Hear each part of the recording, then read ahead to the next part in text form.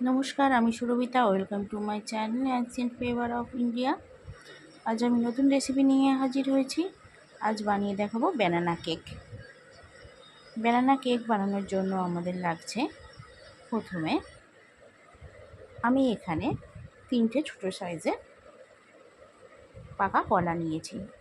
এখানে আপনারা বড় কলাও নিতে পারেন, একটা বা দুটো। আমি এখানে ছোট বলে 3টে নিয়েছি। তাই প্রথমে কলাগুলো ভালোভাবে কাঁটা চামচের সাহায্যে আমি এগুলোকে ম্যাশ করে নেব। ম্যাশ করা হয়ে গেলে আমি মিক্সিং বাউলে প্রথমে 1/4 কাপ ঘি নিয়ে নিয়েছি। 1/4 কাপ আমি এতে দই ইউজ করেছি, আর 1/2 কাপ দিয়েছি সুগার। তবে এই সুগার আমি মিক্সিতে গুঁড়ো করে নিয়েছি, তাড়াতাড়ি মিক্স হয়ে যাবে। এগুলো মিক্স করে নেওয়ার পর ম্যাশ করে রাখা আমি পাকা কলাটা অ্যাড করে দেব।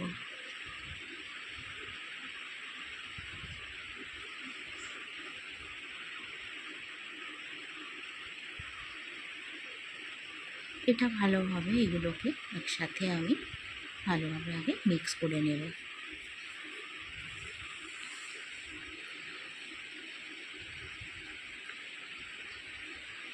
ভালোভাবে মিক্স করা হয়ে গেলে এবার এর মধ্যে আমি ড্রাই ইনগ্রিডিয়েন্টসগুলো অ্যাড করে দেব।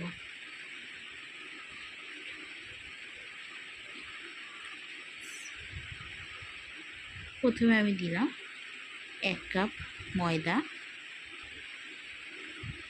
1/2 spoon baking powder, 1/4 spoon baking soda. এবার এটার সাহায্যে আমি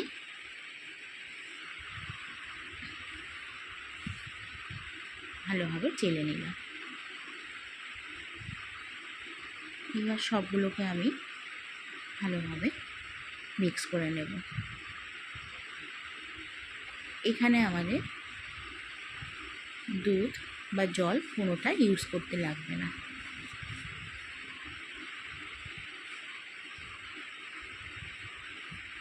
এখানে যা ঘি বা দই আছে ওর মধ্যে ব্যাটারটা ভালোভাবে মিক্স হয়ে যাবে।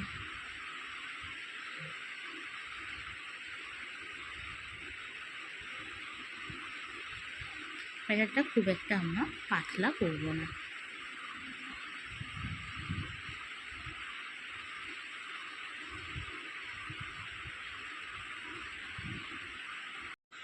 এবার আমরা ওটিজিটা প্রিহিট করতে দেব।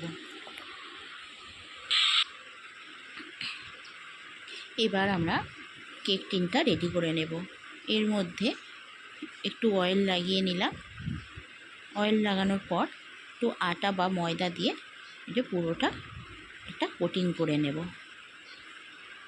যাতে আমার কেক ব্যাটারটা দিলে লেগে না যায়। এবার আমরা কেক ব্যাটারটা এর মধ্যে দিয়ে দেব। দিয়ে ভালোভাবে এবার আমরা স্প্যাচুলার সাহায্যে এটাকে সুন্দরভাবে প্রেস করে দেব।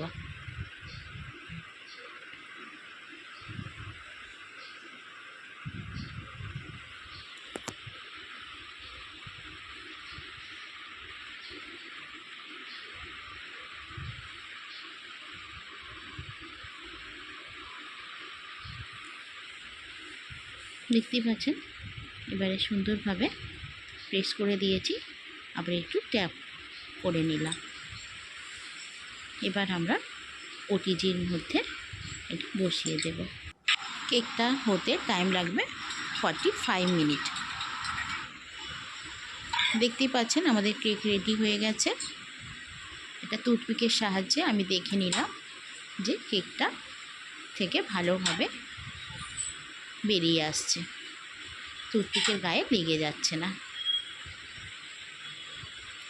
এইভাবে বোঝা গেল যে কেকটা আমাদের প্রায় রেডি হয়ে গেছে।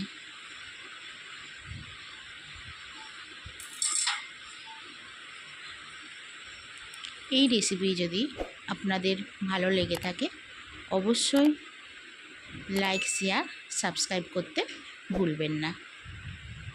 আর দেখতেই পাচ্ছেন কতটা সফট হয়েছে কেকটা। এই কেক চায়ের সাথে বা শুধু এমনি খুবই ভালো লাগে। এবার আমি বেশ কিছুক্ষণ কেকটাকে ঠান্ডা হতে দিয়েছিলাম। কেকটা ঠান্ডা হয়ে যাওয়ার পর আমি এটাকে এবার একটু পিস পিস করে কেটে দেখাবো কেকটা কতটা সফট হয়েছে।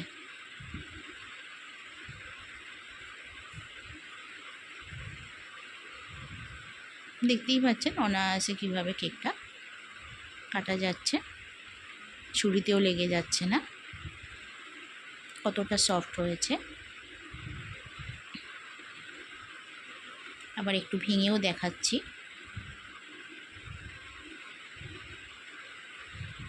আবার দেখা হবে নেক্সট রেসিপিতে। ভালো থাকবেন, আজ আসি।